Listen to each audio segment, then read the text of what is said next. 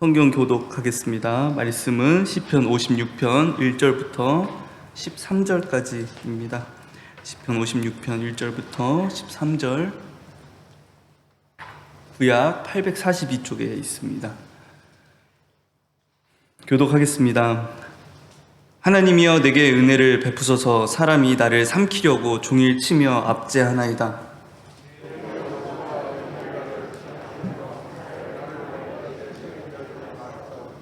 내가 두려워하는 날에는 내가 주를 의지하리이다.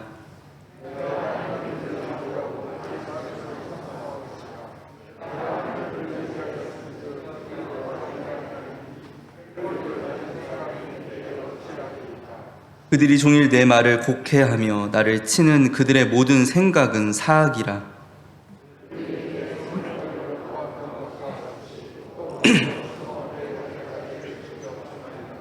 그들이 악을 행하고야 안전하오리이까. 하나님이여 분노하사 뭇 백성을 낮추소서.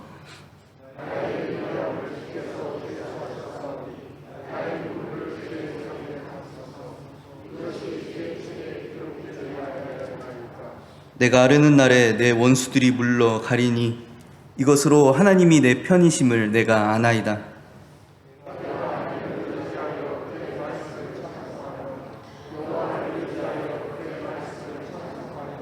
내가 하나님을 의지하였은즉 두려워하지 아니하리니 사람이 내게 어찌하리이까.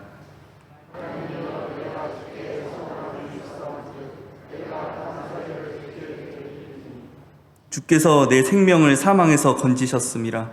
주께서 나로 하나님 앞 생명의 빛에 다니게 하시려고 실족하지 아니하게 하지 아니하셨나이까. 아멘. 우리 1절, 2절 말씀 다시 한번 읽겠습니다.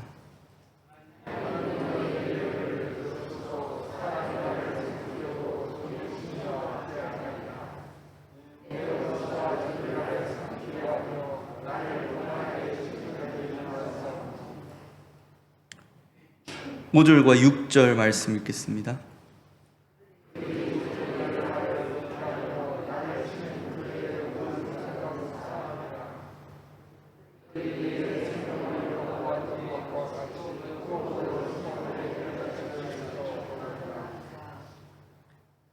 (3절) (4절) 말씀 읽겠습니다.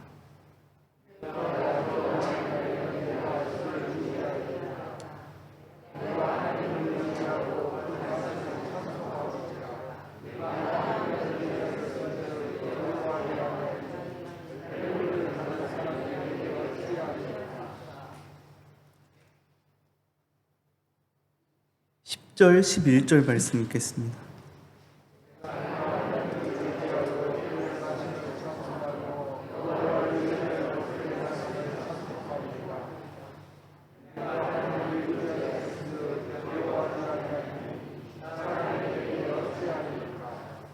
(13절) 읽겠습니다.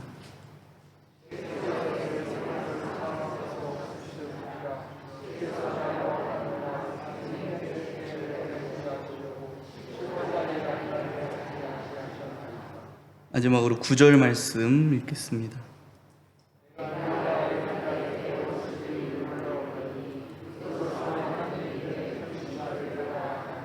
다시 한번 읽겠습니다.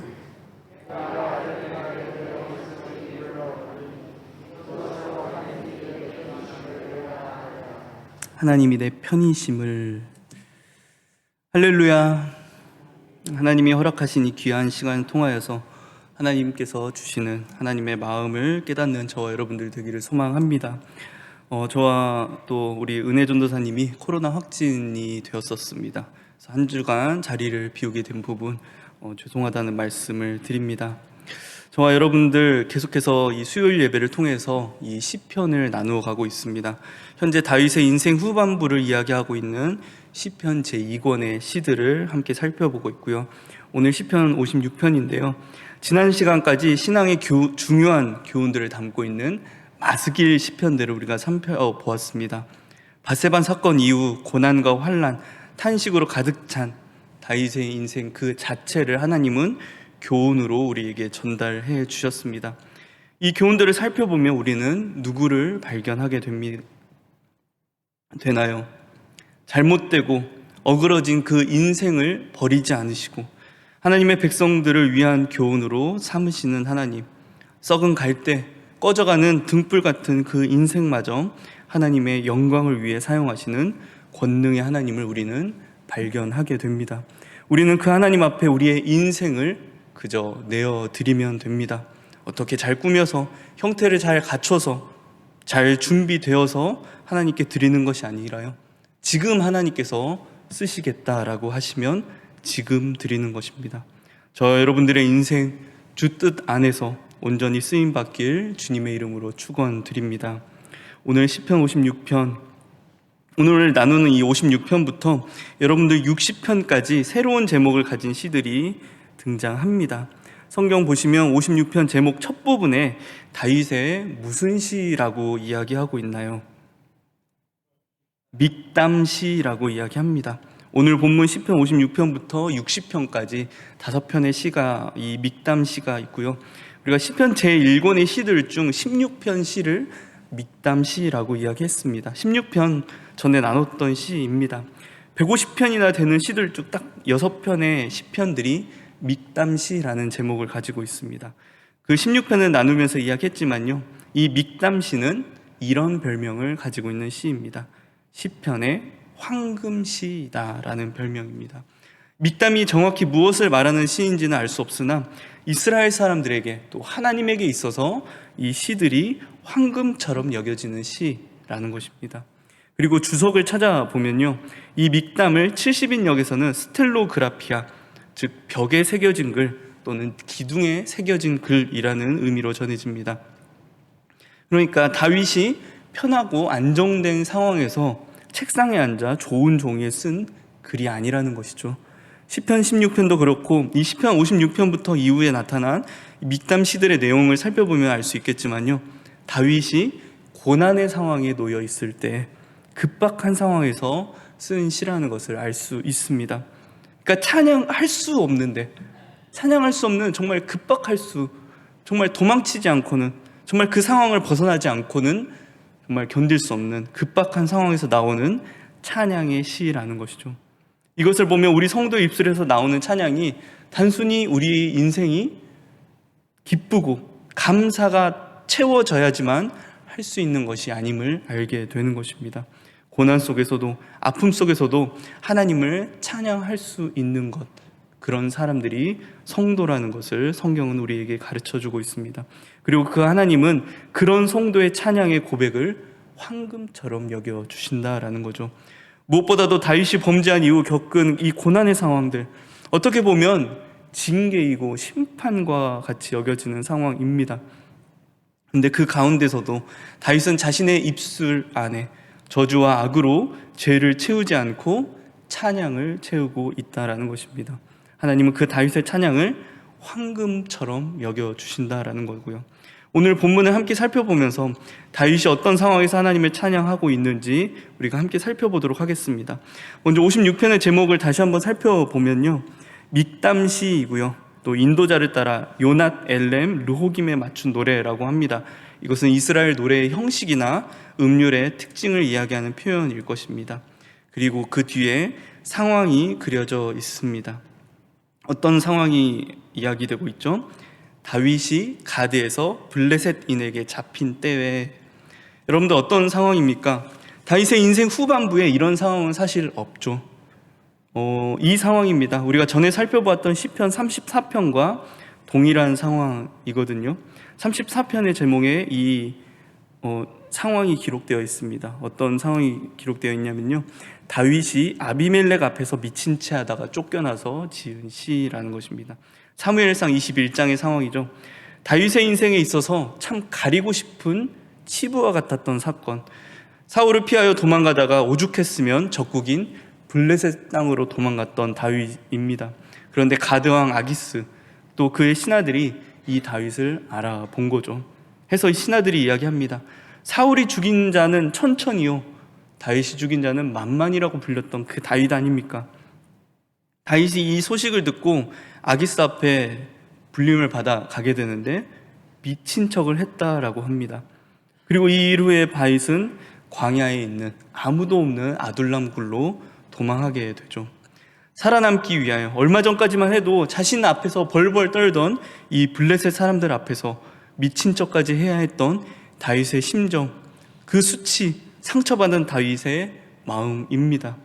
그렇다면 다윗이 이 전반기 사건과 다윗의 이 전반기 이 블레셋에서 겪었던 이 수치의 사건과 비교되어지는 후반기 사건은 무엇이 있었을까요? 그것은 아마도 다윗이 압살롬을 피해 도망가는 피난길에 있던 그때 사울의 후손이었던 시므이에게 받은 수치의 상황일 것입니다.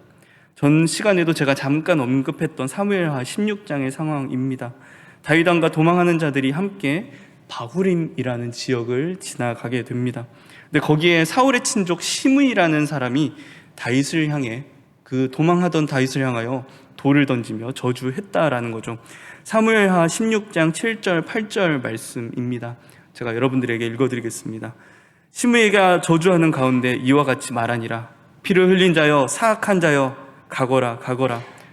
사울 족속의 모든 피를 여호와께서 내게로 돌리셨도다. 여러분들, 사울은 자신의 교만함 때문에 죽었습니다. 자신이 가지고 있던 죄 때문에 죽게 된 것입니다. 하지만 그의 친족들은 이 다윗을 원망하고 있던 거죠. 그리고 사실 이 당시에 왕이 되면 이전 왕의 가족들과 친족들을 다 죽이기도 합니다. 왜죠? 혹시라도 있을 반란의 씨앗을 없애기 위해서.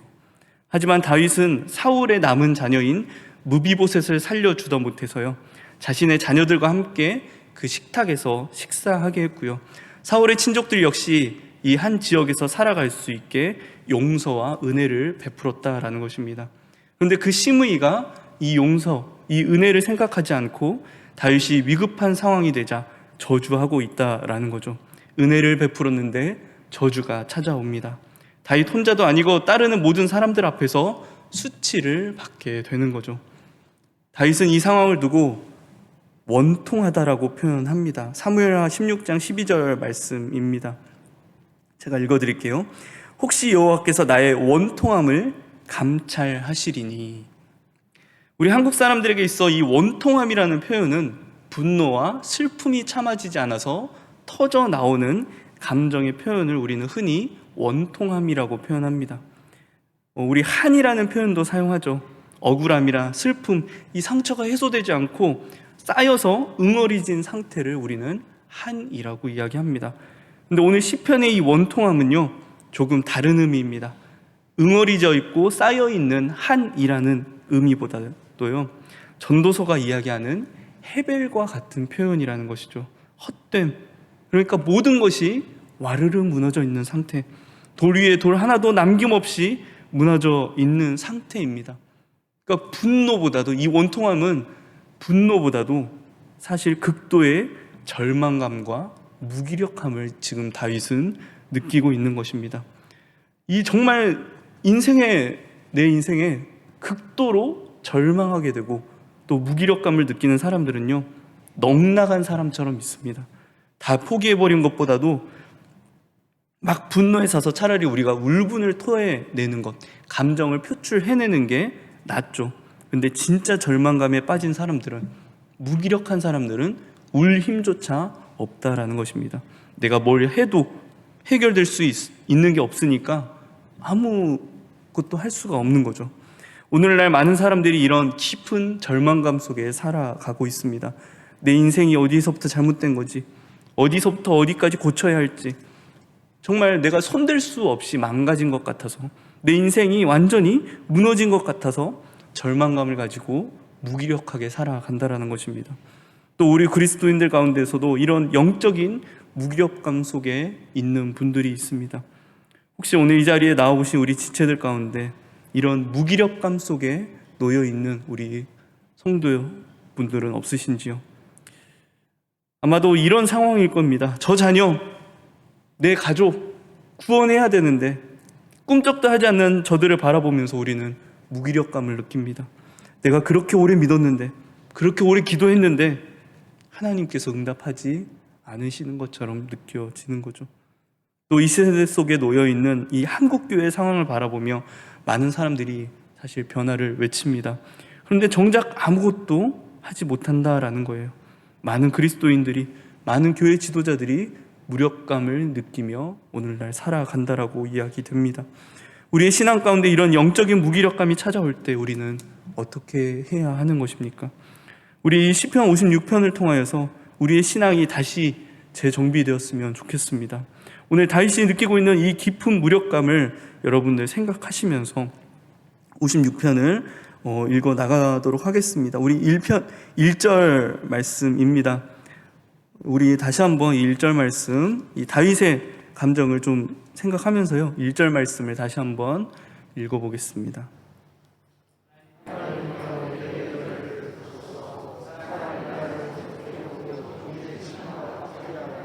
압제하다, 이 말을 성경의 한 구절을 빌려서 이야기한다면요, 아마 고린도서 사방으로 둘러싸인 상태입니다. 그러니까 좌우 앞뒤, 내가 어디에서도 도움과 수단을 찾을 수 없는 상태, 도저히 빠져나올 수 없는 깊은 절망의 상태를 오늘 압제라고 표현하고 있습니다. 그런데 오늘 시편을 읽어보시면 이 깊은 절망감, 무기력감 속에서도 다윗은 하나님에 대한 신뢰를 드러내고 있다라는 것입니다. 3절 말씀, 내가 두려워하는 날에도 내가 주를 의지하리이다. 오늘 이 의지한다라는, 내가 의지하겠습니다, 주님을 의지합니다, 여호와를 의지합니다라는 단어가 계속해서 등장하는데요, 히브리어로 바타흐라는 단어입니다. 믿다, 신뢰하다, 의지하다라는 그 단어인데요, 그 모양으로 보면은 무언가를 꽉 붙잡고 있는 상태, 또 견고한 돌 위에 올려져 있는 흔들림 없는 상태를 이야기하는 겁니다. 흔들리지 않는 믿음의 상태입니다. 그래서 안정감을 느끼는 상태죠. 우리 침대 광고에도 이런 말이 있죠. 흔들리지 않는 편안함. 도대체 어떤 믿음이 다윗의 그 깊은 절망감 속에서, 그 깊은 무기력감 속에서 이 흔들리지 않는 믿음을 갖게 하는 것일까요? 우리 9절 말씀 다시 한번 읽어보겠습니다.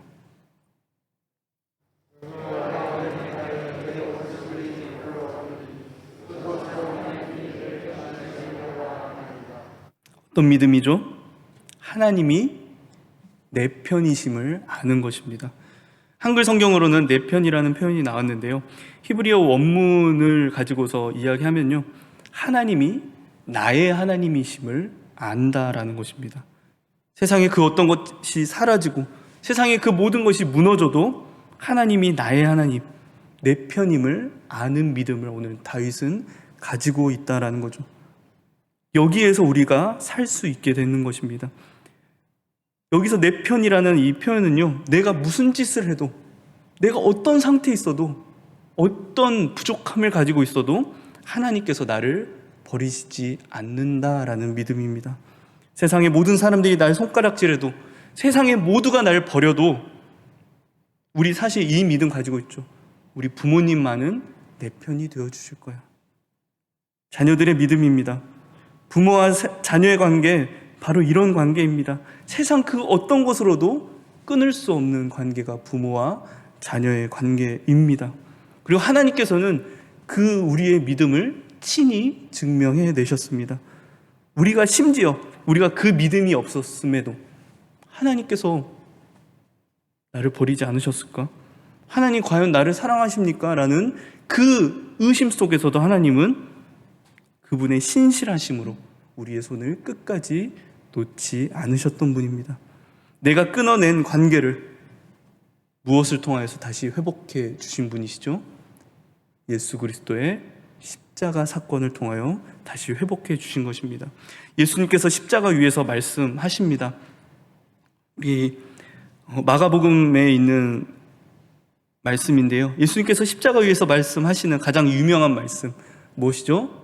엘리 엘리 라마 사박다니. 무슨 말입니까?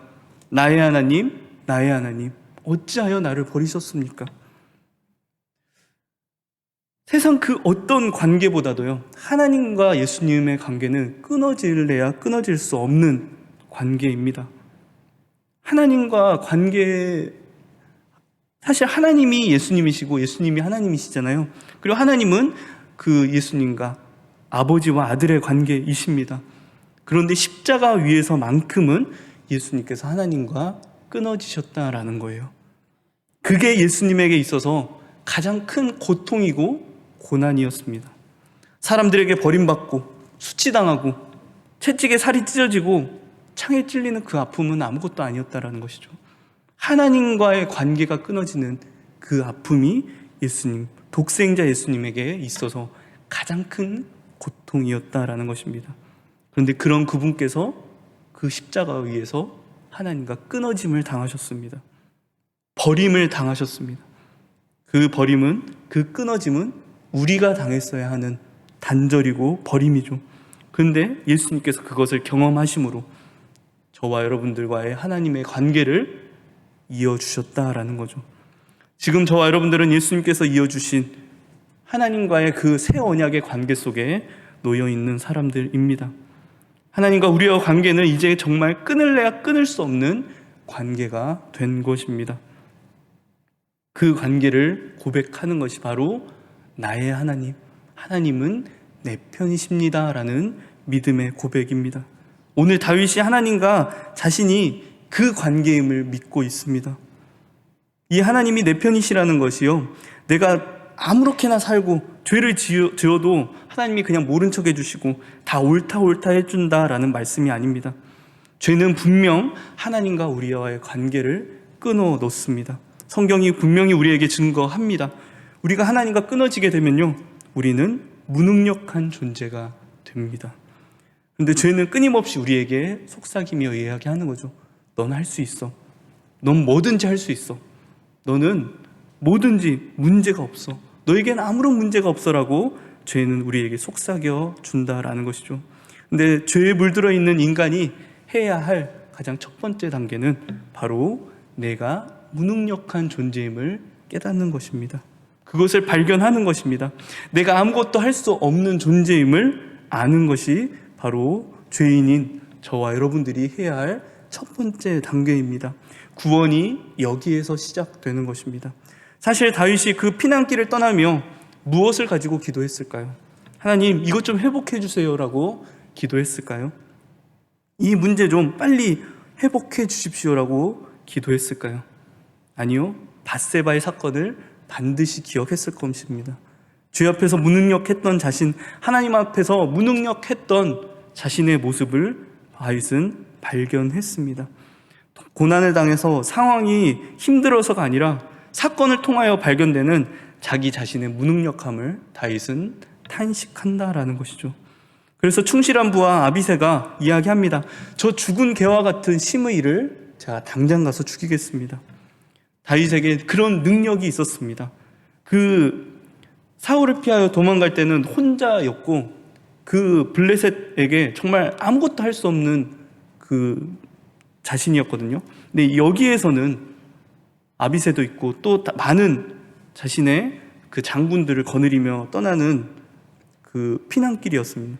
분명 그 시므이를 죽일 수 있었음에도 다윗은 하지 않았다라는 것입니다. 하나님께서 나에게 하시는 말씀이지. 그래, 저 말씀은 지금 하나님에게 나에게 하시는 말씀이야. 너는 무능력한 존재다. 네, 하나님, 저는 무능력한 존재입니다. 자신이 발견되는 것입니다. 그래서 자기 자신을 그 자리에서 무너뜨린다라는 것이죠. 근데 그 다윗의 무너진 심령 가운데 하나님은 찾아가십니다. 아니, 이미 하나님께서 그 무너진 다윗의 심령 가운데, 다윗의 그 모든 것이 무너져 있는 자리 가운데 하나님이 서 계셨다라는 것이죠. 모든 것이 무너지는 가운데서도 다윗은 하나님께서 나의 하나님이심을 발견하게 되는 것입니다. 하나님이 내 편임을 알게 되는 것이에요. 현재 여러분들 내 앞에 놓여있는 그 상황들 때문에, 내 가족의 상황들 때문에, 내 현실 때문에 내가 무능력한 존재임이 혹시 드러나지는 않으시는지요? 혹시 깊은 무력감 속에 이 시간 나아오신 분은 없으신지요? 믿음의 눈을 들어서 보시기 바랍니다. 여러분들의 하나님께서 여러분들의 그 무너진 자리에, 여러분들의 다 무너져 있는 그 자리 가운데 서 계신다라는 것입니다. 어쩌면 우리가 끝까지 손에서 놓지 못했던 세상의 것을 내려놓게 하시기 위해, 그리고 그 빈 손의 자리를 하나님께서 잡아주시기 위해 어쩌면 하나님께서 저와 여러분들에게 주신 상황이라는 것입니다. 신앙은 믿음이죠. 그런데 또 다르게 말하면 내 것을 내려놓는 훈련이고 싸움이 바로 신앙입니다. 인생의 무기력감이 찾아오는 그때 여러분들 반드시 기억하시기 바랍니다. 지금 이 순간 하나님이 날 벌하시고 버리시는 순간이 아니라 하나님께서 나를 만나주시기 위해 찾아오시는 순간이구나. 하나님께서 나를 살리시기 위해 내 모든 것을 걷어내시는구나. 찬양의 가사에도 있습니다. 우리 울어도 못하네, 참아도 못하네, 힘써도 못하네. 그런데 마지막 가사에 믿으면 되겠네 라는 가사가 있다라는 것입니다. 하나님은 나의 하나님이십니다. 하나님은 나의 유일한 나의 편이십니다.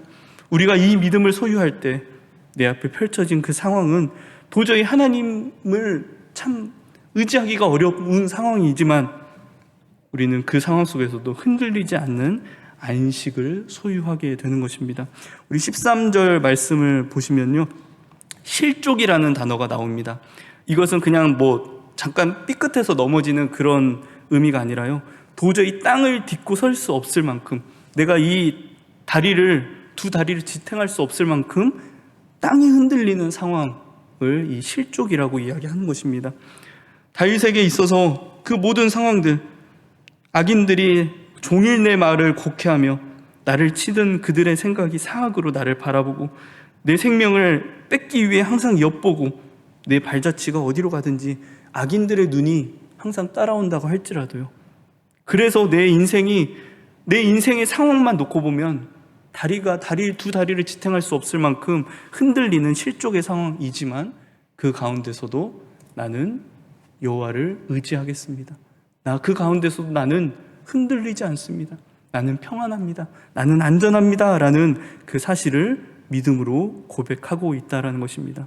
저와 여러분들 오늘 이 시간 또 이 남은 한 주 하나님은 나의 하나님이십니다. 하나님은 내 편이십니다라는 이 믿음으로 한 주 살아가시기를 주님의 이름으로 축원드립니다. 그리고 그 모든 상황 속에서 우리 고백하시기 바랍니다. 하나님, 나 할 수 없습니다. 하나님, 나 무능력합니다. 하나님, 나 부족합니다. 그 고백 가운데, 그 고백이 시작될 때 사실 하나님께서는 그 하나님의 방법으로, 하나님의 시간에 우리를 위해 일하실 줄 믿습니다. 그 하나님을 믿음으로 의지하고 이번 한 주 정말 흔들리지 않는 믿음 가운데, 흔들리지 않는 안식 가운데 살아갈 수 있는 저와 여러분들이 되길 주님의 이름으로 축원드립니다. 우리 이 시간 같이 기도했으면 좋겠습니다. 먼저 고백하시기 바랍니다. 하나님, 저 무능력한 존재입니다. 하나님, 저 아무것도 할 수 없는 존재입니다. 그런데 하나님께서 내 편이심을 믿습니다. 하나님, 나의 하나님이심을 저 믿음으로 고백합니다. 이 시간 우리의 무능력함을 고백함과 동시에 하나님께서 능력의 하나님이심을, 하나님께서 나의 하나님이심을 우리 믿음으로 잠시 고백하며 주님 앞에 나아가도록 하겠습니다. 기도합니다. 하나님, 감사드립니다. 할 수 없는 죄인 이 자리에 나와서 말씀 전했습니다. 하나님 하셨을 줄 믿습니다. 하나님께서 내 편이심을, 하나님께서 우리 하나님이심을 믿고 전했습니다. 하나님, 능력 주시옵소서. 하나님, 우리 부족하지만 하나님께서 세우시는, 하나님께서 그 무너진 자리에 계실 줄 믿습니다. 우리가 그 믿음 가지고 온전히 살아갈 수 있도록 주여 붙잡아 주시옵소서.